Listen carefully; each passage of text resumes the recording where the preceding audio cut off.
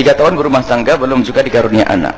Apakah ada doa khusus? Doa banyak, akan tapi yang harus dibangun keyakinan. Allah akan memberikan kepada hambanya sesuatu pada waktunya. Jika belum pada waktunya, tidak akan diberi. Dan Allah akan memilihkan kepada kita sesuai dengan apa yang Allah ketahui tentang kebaikan tersebut. Berdoalah terus kepada Allah, akan tapi yang tahu kapan Allah akan kabul adalah Allah.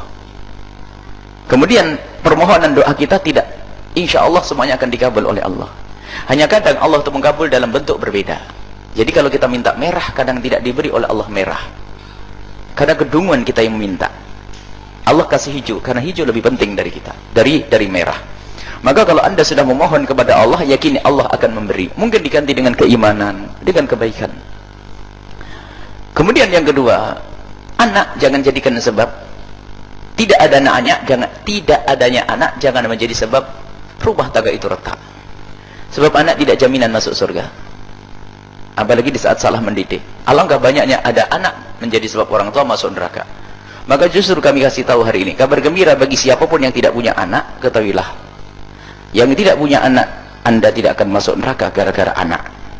Tapi yang punya anak banyak masuk neraka gara-gara anak. Pahami makna ini. Maka yang punya anak itu amanat. Ajari yang benar. Kenalkan Allah di mana kita menyerahkan anak kita saat ini. Dengan siapa mereka bergaul? Akan kita jadikan apa anak kita? Sebagai tabungan di akhirat nanti, atau anak kita jadikan mesin uang, sapi perah, harus sekolah cari duit? Harus kita pikirkan anak kita. Nah ini anak. Yang tidak punya anak, ketahuilah anda tidak akan masuk neraka gara-gara anak. Malaikat tidak tanya, kenapa anakmu tidak kau didik? Tinggal bertanya, aku tidak punya anak. Bersyukur tidak dikarunia anak waktu itu. Nah sekarang yang punya anak, hendaknya dididik yang benar. Semoga anak kita menjadi nikmat yang sesungguhnya di dunia dan di akhirat. Sehingga di dunia menjadikan kita senang, di akhirat menjadikan sebab kita masuk surga Allah Subhanahu wa taala.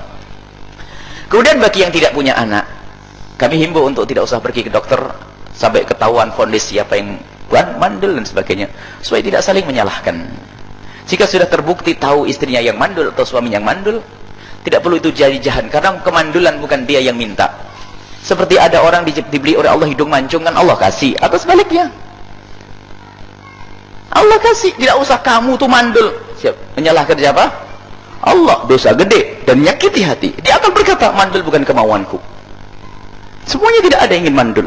Makanya jangan sekali-kali menyebut kekurangan yang memang itu sudah Allah tentukan. Kalau akhlak mungkin bisa ditegur, kenapa akhlakmu seperti itu? Karena bisa berubah.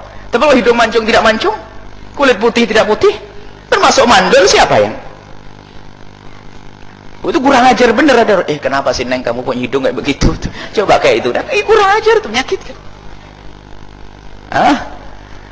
Baik, bagi siapapun yang sudah ternyata bertahun-tahun kok belum punya putra, ketahuilah, untuk mencari surga tidak harus dengan anak. Banyak anaknya orang yang bisa kita didik, yang akan bisa menjadi tabungan nanti di akhirat.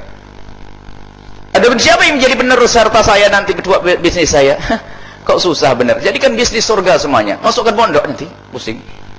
Langsung surga, empeng di surganya, nggak pusing-pusing, kok bingung siapa yang akan. Justru kalau dibawa oleh anak belum tentu.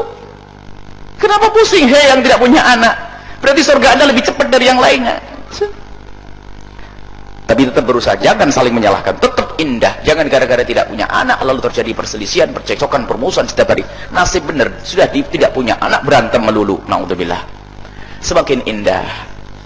Bahkan suatu ketika ada kisah ini, seorang anak, seorang suami datang ke dokter untuk mengetahui tentang keadaan dirinya dan istrinya, karena sudah berapa belas tahun tidak ngandung istrinya. Pergi ke dokter.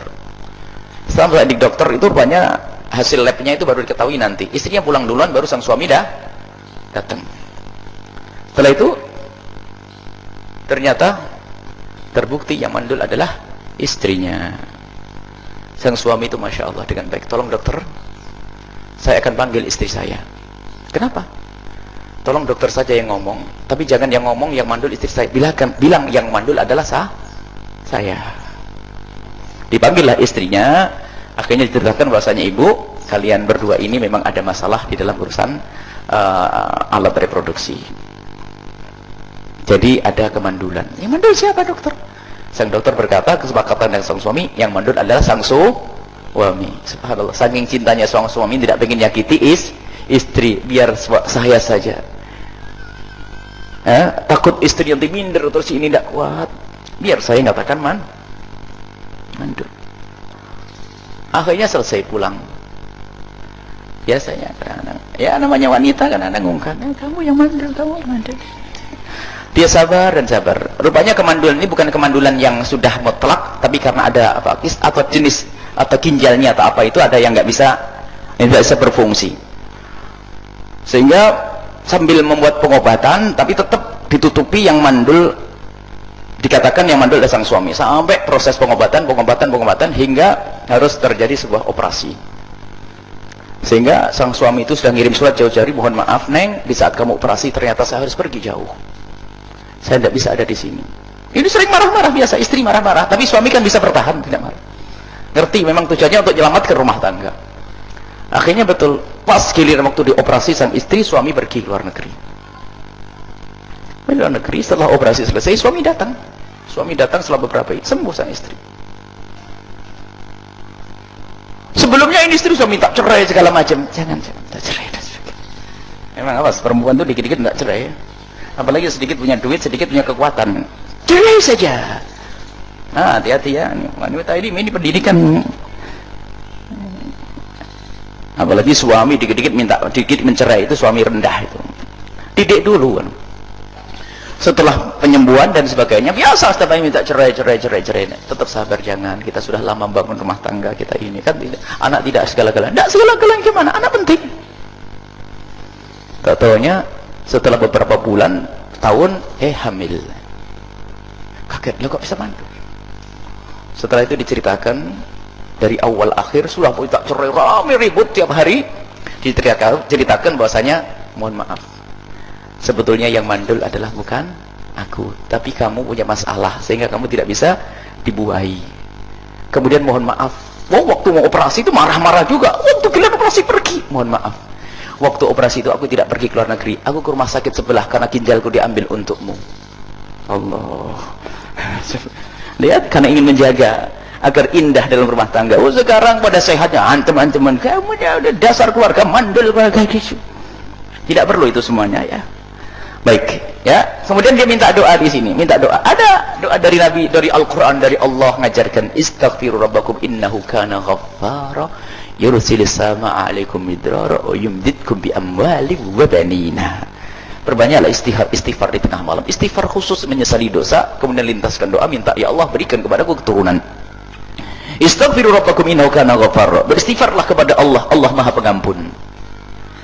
Dengan istighfar, yursilis samaa'a 'alaikum midrara, Allah akan turunkan hujan. Nanti malam istighfar semalam ya minimal 1000 setiap orang. Karena besok akan sholat istisqa. Ya. Yursilis samaa'a 'alaikum midrara, Allah akan turunkan hujan berkah. Awas, tidak semua hujan berkah lah, ada hujan bikin banjir lah ya, ternak mati dan sebagainya. Hujan berkah. Wa yumdidkum bi amwalin wa banin, Allah akan berikan harta melimpah dengan istighfar. Wa banin, dan anak. Baca istighfar khusus. Semoga Allah memberikan kepada anda karunia anak yang soleh-solehah yang dibanggakan oleh Nabi Sallallahu Alaihi Wasallam. Assalamualaikum warahmatullahi wabarakatuh. Buya, apabila ada orang punya uang baru cukup untuk membeli rumah, apakah dia memilih membeli rumah saja ataukah dia berangkat haji, Buya? Apa? Ada uang, dia untuk memilih membeli rumah sama apa pilihannya? Haji. Haji? Iya. Jadi apakah dia memilih membeli rumah saja supaya tidak ngontrak, ataukah dia memilih berangkat haji karena sudah cukup uangnya? Mohon penjelasannya. Terima kasih. Tentang ada orang pengen naik haji, punya duit antara beli rumah dan naik haji, dilihat. Kalau dia tidak punya tempat tinggal, maka hendaknya dia mendahulukan rumah. Tapi kalau dia masih punya tempat tinggal, biarpun hanya numpang di rumah ibunya, ya nggak apa-apa, naik haji. Sebab rumah kan tidak harus beli. Siapa yang harus beli? Bisa pinjam, semuanya kan kontrak kita ya, bakal kita tinggal semuanya. Tidak harus rumah pribadi, enggak, untuk naik haji tidak. Tidak harus rumah pribadi. Mungkin rumahnya rumah kontrak, dan dia ada gambaran kontrakan rumah dari kerjaannya ada, nggak apa-apa. Misalnya ada orang sedikit nombrok, dia punya duit 100 juta, dia punya pekerjaan, rumahnya masih ngontrak, rumah ngontrak, boleh naik haji. Kenapa? Dia sudah punya tempat tinggal untuk menghormati anak istrinya, tapi kontraknya kan 4 tahun lagi. Rezeki 4 tahun itu masih panjang, ntar ada lagi, jangan khawatir kawan. Kecuali hari ini gak punya rumah, anaknya terlantar, kehormatan gak ada, naik haji, itu mesti maksiat dia. Biarpun numpang di rumah mertuanya baik, bahkan kadang-kadang rebutan antara mertua dengan besan, mertua dengan bapak itu kadang berebutan, enaknya. Ada orang direbut malah bingung, pengen di sini enak. Jadi tidak harus rumah itu rumah pribadi, biarpun kita masih rumah kontrak, kok punya rezeki bisa naik haji. Tapi kalau tidak punya tempat tinggal, dahulukan tempat tinggal, dan tempat tinggal yang layak untuk ukuran keluarganya.